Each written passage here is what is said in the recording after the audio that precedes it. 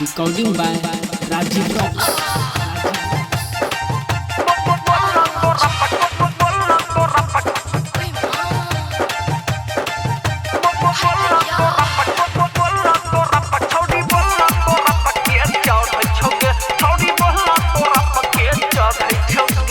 Sumit Satish Rayma Sumit Satish Rayma Sumit Satish Rayma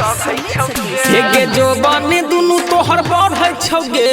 जो बने दुनु तोहर बढ़ है छौगे हाँ बढ़ है छौगे छौड़ी बोलना तोरा पके चढ़ है छौगे छौड़ी बोलना तोरा पके चढ़ है छौगे जो बने दुनु तोहर बढ़ है छौगे जो बने दुनु तोहर बढ़ है छौगे गे बढ़ है छौगे छौड़ी बोलना तोरा पके चढ़ है छौगे छौड़ी बोलना तोरा पके चढ़ है छौगे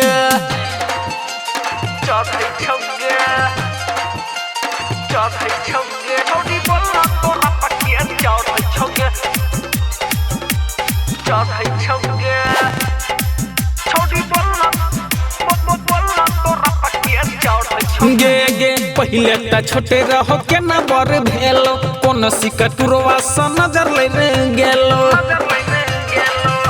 गे छोरिया पहले त छोटे रहो के ना बड़ा भेलो कोन सिकटुरिया स नजर ले गेलो जब तरा तोहर पसहर छगे जब तरा तोहर पसहर छगे गे पसहर छगे हे गे बोलना कवन छौड़ा चढ़ छगे छौड़ी बोलना तोरा पके चढ़ छगे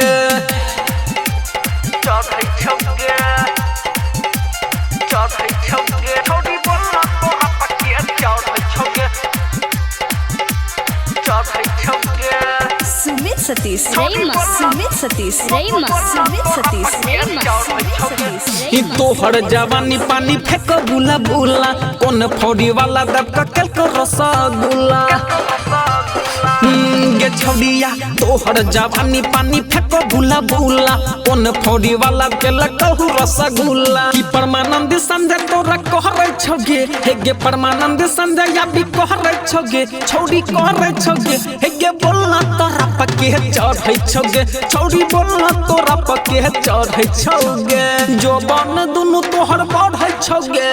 जो बन दुनु तोहर बढ़ै छगे गे बढ़ै छगे छौड़ी बोलना तोरा पके चढ़ै छगे छौड़ी बोलना तोरा पके चढ़ै छगे।